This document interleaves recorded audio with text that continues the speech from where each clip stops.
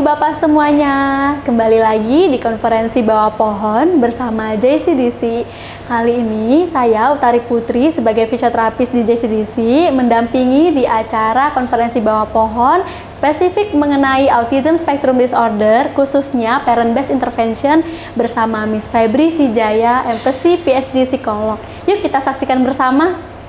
Nah, kita sudah kedatangan Miss Febri nih. Halo Miss Febri, boleh perkenalkan dirinya dulu kepada penonton kita. Halo Bapak Ibu semuanya, saya Febri, saya seorang psikolog anak dan remaja. Spesialisasi saya terutama di kasus-kasus Autism Spectrum Condition and other related conditions juga.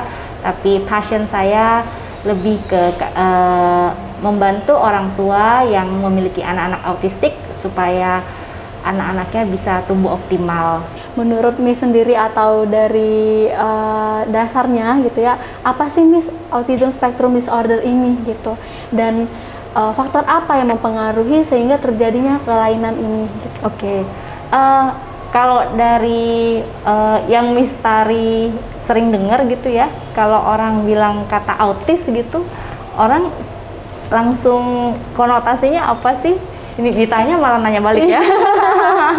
Ya, jadi kalau bicara tentang spektrum itu luas banget ya Miss ya, tentu ya ada dari A sampai Z lah gitu, luas sekali gitu. Cuma yang paling kelihatan di area interaksi dan komunikasi ya gitu. Jadi kalau bicara tentang autis artinya ada permasalahan di area interaksi dan komunikasi khususnya ya, gitu. Cuma ada banyak hal lagi yang perlu diperhatikan. Betul. Jadi dulu kan pas awal-awal banyak orang tuh yang masih belum belum aware. Banyak orang menggunakan kata autis itu buat bercandaan ya, kayak autis tuh autis atau bentar ya aku mengautiskan diri sebentar gitu ya. Kemudian dikomplain ya sama para orang tua anak autistik gitu. Jadi dari asal katanya sendiri autism, autos gitu ya, dari asal katanya itu artinya within oneself. Jadi Leo Kanner itu adalah seorang ahli yang pertama kali mengidentifikasi pada sekitar 11 orang anak, kok anak-anak ini nih kayak susah interaksi ya satu sama lain gitu. Kok anak lain tuh ngumpul tuh enak, bisa interaksi, bisa main, tapi kok dia lihat ini anak-anaknya kok kayak sulit berinteraksi, sulit berkomunikasi ya. Nah, di situ dia yang mulai menggali lebih lanjut mengenai Autism Spectrum Disorder ini gitu. Nah, kalau di DSM-5 sendiri, jadi DSM itu kayak kitab sucinya para psikolog dan psikiater gitu ya. Autism ini untuk mendiagnosa autism itu kita ada beberapa kriteria ya. Untuk simpelnya sih saya jelaskan saja ya, anak itu mengalami kesulitan, mengalami hambatan dalam hal berinteraksi sosial yang tadi Miss Tari bilang, dalam berkomunikasi dua arah. Jadi mereka kesulitan tuh kayak TikTok gini loh ya, kayak timbal balik gini. Berinteraksi juga timbal balik gini mereka kesulitan ya. Dan yang kedua mereka tuh kayak punya satu kekakuan, entah itu rutinitas yang kaku gitu ya, yang sehari-hari tuh kalau nggak dilakukan dia jadi cemas gitu ya, atau dia kakunya itu dalam hal special interest-nya, jadi dia suka sesuatu tapi secara berlebihan sekali dan mungkin terus-menerus gitu ya. Nanti saya kasih contohnya. Atau misalnya kalau ada anak-anak yang di spektrum autis itu yang kayak punya ritual tertentu, kayak kalau nggak melakukan ritual itu tuh mereka jadi cemas, mereka jadi meltdown gitu ya, seperti itu. Jadi dua kriteria itu yang biasanya ketika kita memeriksa anak, kita perhatikan seandainya ada kriteria-kriteria tadi itu, kita diagnosa mengalami autism spectrum disorder gitu. Nah, tapi perkembangannya semakin ke sini ya, dan ini sebenarnya menarik gitu ya. Para autistic adults, terutama di negara maju, itu banyak yang komplain. Mereka tuh bilang, kami bukan disorder gitu loh, kami bukan kelainan, dia bilang. Kami berbeda, kami unik, tapi kami tidak disorder, kami bukan sakit gitu, seperti itu ya.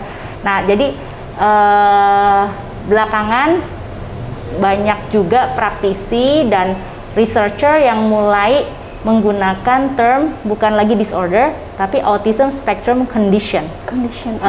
Jadi kondisi seseorang yang menunjukkan perilaku-perilaku autistik gitu ya, tapi itu bukan disorder, itu condition gitu. Ya, kita nggak usah debatin sih itu disorder atau condition, tapi yang pasti bagaimana orang tua itu perlu mengoptimalkan anak-anaknya yang menunjukkan kondisi-kondisi autistik gitu. Nah, tadi bahas sedikit kekakuan ya, atau kita bisa bilang bahasa kita rigiditas ya, Miss ya, rigid, lebih ya, rigid gitu. statis gitu. Misalnya kayak harus biasanya tiap pagi minum kopi, tiba-tiba nggak minum kopi, nah dia sedikit bermasalah ya, sedikit ada yang bikin dia tidak calm gitu ya, ke arah sana gitu. Nah, kira-kira faktor apa ya, Miss, yang mempengaruhi kenapa seorang bisa memiliki kondisi autism spectrum gitu? Oke. Ini jadi penyebab ya. Honestly, sampai sekarang itu para ahli itu juga masih terus riset ya untuk menemukan kausa atau penyebabnya. Pas tahun 2010 saya ikut konferensi di Perth ya. Itu ada dokter atau psikiater atau psikolog ya dari Amerika, Dr. Amaral gitu, saya ingat namanya. Itu dia mempresentasikan suatu riset yang dibiayai oleh pemerintah Amerika. Jadi risetnya sangat kompleks gitu ya. Dia mencoba melihat apakah ada faktor genetik gitu yang mempengaruhi seseorang tuh sampai lahir dalam kondisi autistik gitu. Buntut-buntutnya kesimpulannya juga kayak masih kayak masih perlu diteliti lebih lanjut gitu loh. Apakah penyebabnya genetik atau lingkungan atau mix keduanya, seperti itu. Jadi kadang-kadang orang tua ketika menerima diagnosa anaknya berantem ya, kayak ini gara-gara kamu gitu, kan pamanmu itu ada yang begini gitu ya. Saling menyalahkan keturunan gitu ya. Kalau sejujurnya sih sampai sekarang juga masih pro kontra ya. Jadi kita nggak bisa bilang apa sih penyebab tunggal seseorang sampai lahir dengan kondisi autistik seperti itu. Jadi faktor genetik pun masih perlu atau keturunan ya, faktor genetik atau keturunan ibu bapak gitu, juga masih perlu diteliti lagi lebih lanjut apakah ini menyebabkan kondisi autism spektrum atau enggak gitu ya. Masih terus dirisetin. Iya. Nah, kira-kira dari usia berapa ya, Miss, kita bisa lihat nih, oh anak ini ada kecenderungan nih atau ada faktor resiko yang mengarah ke sana gitu? That's a good question. Jadi autism itu ada ya secara sederhana ya, itu ada dua jenisnya ya. Itu ada yang infantil dan ada yang regresif. Jadi kalau infantil itu memang dari lahir tuh seperti sudah sangat terlihat gitu kondisinya. Tapi kalau yang regresif itu dia sampai umur tertentu, let's say ya 3 tahun gitu ya. Kemudian biasanya orang tuanya melaporkan kok tiba-tiba menurun gitu kemampuan sosial dan interaksinya gitu. Nah, jadi kalau ditanya dari umur berapa, kalau yang tipe infantil itu even dari umur setahun, bahkan ada yang 6 bulan itu ya kita nggak berani mendiagnosa ya, tapi kita kayak sudah bisa ngelihat perbedaannya dibanding anak yang lain. Anak tipikal ya, kita sekarang istilahkan bukan normal ya, tipikal ya, neurotipikal. Jadi kalau misalnya umur, let's say umur 7 bulanan gitu ya, biasanya anak-anak itu udah mulai mau explore, terus kayak mereka senang hal-hal yang baru gitu ya. Tapi kalau anak-anak yang nantinya didiagnosa autism itu biasanya kok agak susah ya kalau diperkenalkan hal-hal yang baru tuh, mereka nggak tertarik. Terus mereka tuh lebih seneng hal-hal yang statis ya, hal-hal yang berulang-ulang sama saja seperti itu gitu. Jadi kalau ditanya dari umur berapa bisa diidentifikasi, kalau jenis yang kedua tadi itu mungkin memang agak sulit ya, karena itu biasanya sampai umur tertentu, umur 2 tahun, 3 tahun dirasa baik-baik saja perkembangannya, kemudian tiba-tiba menurun gitu sosial interaksinya. Nah, tapi kalau yang tipe pertama tergantung severity-nya juga, maksudnya tergantung spektrumnya juga ya. Tapi ada yang sangat obvious bahkan sebelum umur setahun, Miss Tari, seperti itu. Ini menarik sekali nih, Miss. Jadi nggak sabar ikutan seminarnya. Ayo daftar. Ternyata ada 2 ya gitu ya, penyebab dan faktor resikonya gitu. Dan bisa lihat dari kecil lah, lebih ke area sana ya, dari sedini mungkin gitu. Nah, semakin dini kita intervensi justru semakin bagus ya, Miss ya gitu ya. Tapi beberapa orang tua apa sih yang harus dilakukan gitu ketika melihat oh ini udah ada tanda-tanda nih, udah mulai kayak mengarah kayaknya ada keterlambatan di perkembangan ini nih gitu. Apa yang akan orang tua lakukan gitu untuk khususnya yang memiliki gejala resiko ke arah autism spectrum condition? Iya, kalau biasanya memang orang tua itu, apalagi kalau misalnya anak pertama, kadang-kadang tuh kayak kok belum ngomong ya gitu ya, nggak apa-apa deh, mungkin telat-telat dikit gitu. Nah, kebanyakan itu baru datang ke psikolog tumbuh kembang biasanya tuh rata-rata ya itu umur 4 tahunan kalau berdasarkan riset ya gitu. Umur 4 tahun tuh baru mereka sadar kok anak saya nih berbeda dibanding anak-anak yang lain gitu. Nah, tapi alangkah baiknya memang para ayah dan ibu kalau misalnya bahkan dari umur setahun pun dirasakan kok dari segi interaksi sosial anaknya berbeda, kok kurang responsif, kurang bisa komunikasi 2 arah, diajak main cilukbal kok pasif gitu ya, terus suka sesuatu yang statis yang sama terus menerus, kalau dibawa ke tempat baru itu rewel gitu, cemas gitu. Nah, ya saya selalu bilang sama orang tua, ikuti kata hati kamu gitu. Kalau udah merasa something wrong, walaupun mungkin keluarga besar bilang nggak apa-apa ini, nggak apa-apa, dulu kamu juga begitu gitu ya, tapi kalau kata hati kita udah kayaknya something wrong deh, nah sebaiknya memeriksakan ke bisa ke psikolog tumbuh kembang, bisa ke dokter anak yang spesialisasinya sebaiknya memang di masalah-masalah tumbuh kembang, bisa juga psikiater anak juga bisa. Jadi bisa ke psikolog klinis tumbuh kembang anak atau ke dokter spesialis anak ya. Menurut saya pun juga akan lebih bagus jika kita langsung pergi untuk screening atau konsultasi ya, misalnya kayak vaksin sekalian screening perkembangan dan pertumbuhannya betul. Bersama psikolog klinis tumbuh kembang anak atau dokter spesialis anak gitu. Setuju sekali gitu. Nah, kalau misalnya anak ini sudah diagnosa gitu autism spectrum condition gitu, apakah itu bisa disembuhkan, Miss? Ini another interesting question ya. Nah, itu dulu saya sebelum mendalami tentang autis ini, konsep saya juga gitu ya, kayak wah ini penyakit dan bisa disembuhkan gitu, atau tidak bisa disembuhkan gitu. Nah tapi semakin saya memperdalam mengenai autistik ini, saya juga punya teman-teman autistik dewasa, mereka menyenangkan. Ya,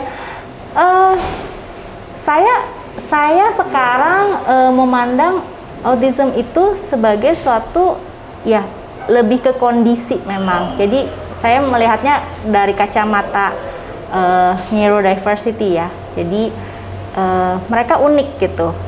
Teman-teman autistik kita ini adalah individu-individu yang unik, yang punya banyak kelebihan, tapi perlu disupport dari masa kecilnya. Mereka mungkin punya kondisi-kondisi itu yang mereka ada masalah sensoris mungkin ya, sehingga kalau di ruangan yang terlalu terang cahayanya mereka jadi susah menenangkan diri, atau ketika ada anak yang masalah sensorisnya di auditori atau pendengaran, ketika mendengar suara blender yang kecil yang biasa saja itu mereka sudah cemas sekali, seperti itu ya. Jadi kalau ditanya bisa disembuhkan atau tidak, saya akan bilang bisa dioptimalkan ya. Maksudnya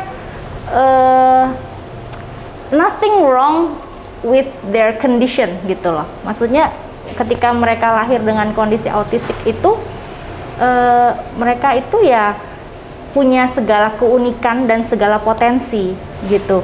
Nah, kalau ditanya bisa disembuhkan nggak, Miss? Saya akan bilang bisa dioptimalkan, dimaksimalkan gitu. Sampai kapanpun menurut saya kamu tidak bisa menghilangkan keunikan autistiknya gitu. Tapi kamu bisa mengoptimalkan hidupnya. Misalnya, kalau anak ini sulit mengorganisir kehidupannya sehari-hari, susah memplanning, susah berfungsi baik sehari-hari, susah mandiri. Nah, itu yang kita bantu dari kecil tuh, kita latih mereka supaya kelak mereka bisa mandiri dan hidupnya berkualitas seperti itu.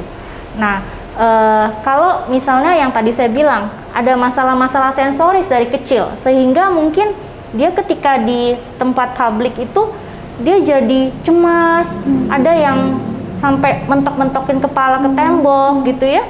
Nah, kita harus lihat loh penyebabnya kenapa dia gitu. Oh, dia ada sensory issue, atau dia kesulitan mengungkapkan keinginannya seperti itu.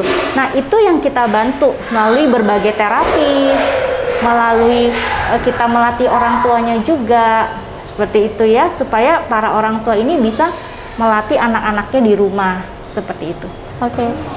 Jadi akan lebih bagus ketika kita mengoptimalkan area fungsionalnya dia, gitu ya, termasuk dari optimalisasi profil sensorinya, profil individunya sendiri gitu, supaya lebih berkualitas ketika besar nanti ke area sana ya. Betul. Gitu. Jadi kira-kira pengobatan atau terapi apa aja nih, Miss, yang dibutuhkan untuk anak-anak dengan autism spectrum condition? Oke. Tiap anak itu kan seperti tadi Miss juga udah bilang ya, profilnya kan beda-beda, kebutuhannya juga beda-beda. Sampai ada kayak kata-kata di antara komunitas keluarga autistik tuh bilang gini, kalau kamu bertemu dengan seorang individu autistik, kamu bertemu dengan seorang individu autistik. Maksudnya tuh ibaratnya kristal salju atau fingerprint gitu ya, betul-betul nggak bisa disamakan gitu. Dua orang autistik itu tapi profilnya itu unik, masing-masing tuh unik. Jadi diperlukan assessment yang berkualitas dan detail ya. Jadi kan gini, kalau pemeriksaan itu ada yang sifatnya diagnostik, yang ketok palu, oh ini autism gitu ya. Tapi ada assessment yang tujuannya untuk kepentingan anak itu di terapi. Gitu. Jadi kita perlu profil yang lebih detail lagi. Jadi saya tahu nih, oh ini tahap perkembangannya setara umur sekian. Terus mungkin yang terlambat itu di area mana saja, PR-nya tuh di mana saja, profil sensorisnya seperti apa. Nah, itu assessment yang biasanya untuk intervensi kita bilangnya. Nah, diperlukan assessment jenis kedua ini untuk kita bisa menentukan pengobatan atau intervensi apa saja untuk anak-anak secara spesifik supaya betul-betul efektif. Tapi kalau ditanya secara umum ya, kalau secara umum biasanya karena anak-anak autistik itu sekitar 90% itu mengalami isu sensoris, biasanya terapi yang langsung kita sarankan adalah sensori integrasi gitu. Kemudian kalau di Indonesia ini biasanya ya, bukan cuma Indonesia lah, seluruh dunia, pendekatan yang paling terkenal yang sering dipakai itu adalah pendekatan behavior gitu. Tapi orang-orang mungkin jarang mengenal ada pendekatan developmental ya, pendekatan yang perkembangan. Saya nggak bahas bedanya di sini ya, saya akan bahas nanti di seminar. Tapi kalau pendekatan perkembangan itu, ini yang saya pelajari, itu memfokuskan untuk meremediasi atau memulihkan kondisi-kondisi yang dialami anak itu yang menghambat dia interaksi dan menghambat dia untuk berfungsi sehari-hari itu dari dalam. Jadi kita fokusnya itu kayak misalnya kita mau anak ini lebih sosial gitu ya, karena sosialnya kita lihat kok kurang dibanding anak seumur dia gitu. Bukan dengan cara kita ajarin, ayo bilang selamat pagi gitu, selamat pagi. Pendekatannya bukan seperti itu, tapi bagaimana kita berinteraksi dengan anak itu, orang tuanya berinteraksi sedemikian rupa supaya ada bonding, supaya ada kedekatan, ya kan? Terapisnya juga ciptakan lingkungan yang kondusif, sehingga anak itu lama-lama kayak, oh interaksi itu menyenangkan ya, aku seneng loh sama Miss Tari gitu. Seandainya dia udah bisa ngomong ya, mungkin dia baru bisa feel it gitu ya. Nah dari situ dia akan mulai tertarik nih untuk bersosialisasi gitu. Sometimes tuh anak yang autis ditaruh di TK atau di sekolah yang dengan harapan, oh kalau dia banyak teman-teman sekitarnya, dia nanti otomatis jadi bisa berteman sendiri gitu ya. Nah, tapi tidak selalu itu kasusnya. Banyak nih kasusnya ya. Kita harus tumbuhkan dulu keinginannya, karena kalau kita nggak tumbuhkan, bisa aja kita taruh nih di kelas, tapi dia menyendiri, dia nggak tertarik bergaul sama teman-temannya, seperti itu. Iya. Nah, di sini kelihatan sekali bahwa hubungan atau relasi itu sangat dipentingkan supaya dia trust dulu nih bahwa interaksi komunikasi ini menyenangkan. Relationship. Nah, iya benar. It's everything. Itu sepertinya dasar di awalnya itu adalah di keluarga ya. Oh ya. Tentunya di rumah dulu dong. Papa gitu mama. Ya. Iya papa mama. Nah, peran orang tua sendiri nih, Miss Febri, apa sih yang bisa orang tua lakukan ketika anak ini udah punya mengarah atau mengarahlah ke arah autism spectrum condition gitu. Peran orang tuanya sendiri bagaimana? Kalau dari pengalaman saya, Miss ya, ketika orang tua punya anak dengan kondisi autis, itu biasanya mereka bingung ya, ini anak diajak interaksi nggak respon gitu ya. Saya ajak cilukbah, kalau kakaknya kok bisa, yang ini kok nggak bisa. Terutama para ayah tuh suka ngomong, nih saya apain ya ini, saya ajak segala macam saya nggak direspon gitu. Nah biasanya memang orang tua tuh frustrasi di awal karena karena belum teredukasi, belum ngerti kondisi anaknya itu sebenarnya seperti apa ya. Jadi saran saya untuk para orang tua, jangan cuman menyerahkan anak Anda di terapi, tapi orang tua betul-betul perlu memperlengkapi diri ya. Sebaiknya sih ya mencari program intervensi itu yang melibatkan orang tua ya. Nah, bisa kalau dengar begini nih orang tua, aku dilibatkan gitu ya. Nggak bisa ya, saya titipin aja gitu. Nggak bisa, karena tadi seperti yang Miss Tari bilang, relationship is everything gitu. Dan relationship dengan si orang tuanya itu, percaya, believe it or not, relationship dengan orang tuanya itu yang akan menjadi kunci untuk, kalau mau tadi dibilang disembuhkan, dipulihkan gitu ya. Kalau saya bilang itu akan jadi kunci untuk membuka dunia anak itu gitu loh, sehingga dia akan mulai belajar explore dunia, dia akan mulai mengenal orang lain, dia akan mulai tertarik terhadap orang lain seperti itu gitu. Jadi dalam parent based intervention kita percaya orang tua itu adalah terapis terbaik. Setuju sekali Miss Febri gitu ya. Dan dari hasil penelitian memang peran orang tua itu sangat berdampak pada optimalisasi pertumbuhan dan perkembangan sang anak itu sendiri gitu ya. Terutama dengan anak autism spectrum condition ke arah sana gitu. Nah, di sini juga kenapa di JCDC itu kita sangat mengutamakan relationship. Jadi best terapi kita itu mengutamakan relationship dulu gitu.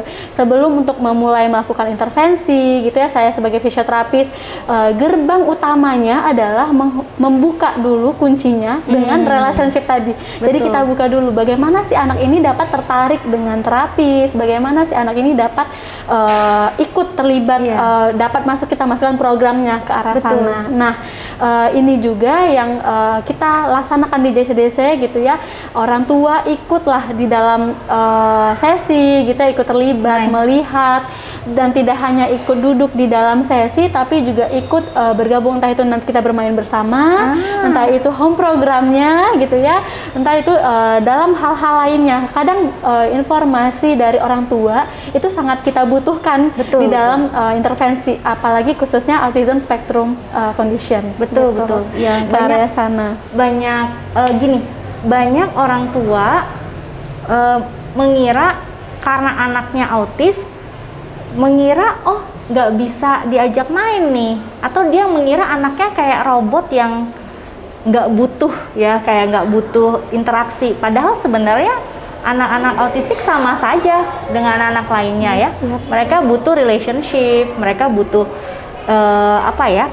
koneksi sama orang tuanya, hanya caranya berbeda. Cara untuk orang tua masuk ke anak itu berbeda seperti itu ya, dan itu yang perlu dilatih ke orang tua. Lebih slow down, lebih kita yang proaktif, tapi bisa. Dan lebih menyesuaikan dengan profil sensorinya lah, dengan profil masing-masing individu itu sendiri ya. Betul. That's why maksudnya ketika parents di equip gitu ya, itu akan sangat powerful untuk mengoptimalkan anak-anaknya. Oke. Nah, ini peran orang tua sangat berdampak sekali pada perkembangan kognitif, kemampuan fungsi eksekutifnya gitu ya, sangat berperan lah dalam optimalisasi ini gitu. Nah, menurut Miss Febri gimana nih? Ini bocoran atau yang mau dikasih di seminar? Fungsi eksekutif itu adalah sets of skills, jadi sekumpulan keterampilan-keterampilan yang kita perlukan ya sebagai individu untuk kelak tuh kita bisa mandiri ya di masyarakat. Misalnya kemampuan perencanaan, kemampuan memulai dan menyelesaikan tugas, regulasi diri, kemampuan ini ya mengorganize satu hal sehingga apa yang kita rencanakan jadi terlaksana, memonitor situasi ya. Nah, orang tua sebenarnya bisa loh dilatih untuk melatih kemampuan-kemampuan ini tumbuh dalam diri anak-anaknya yang autistik. Gimana caranya? Itu nanti ikut seminar. Baik. Ya, soalnya kalau di sini nanti nggak kelar-kelar gitu sesinya ya. Kita butuh berapa hari lagi nih kayaknya ya Miss ya. Gitu. Nah, di seminar profesional nanti kita akan bertemu lagi dengan Miss Febri untuk membahas lebih dalam. Ini khusus untuk profesional ya Miss ya, belum ada untuk orang tua ya. Berharap sih dengan adanya konferensi bawah pohon ini tetap memberikan atau menyampaikanlah ilmu untuk kita sama-sama belajar bersama orang tua. Oke, sampai jumpa lagi di konferensi bawah pohon berikutnya. Dadah!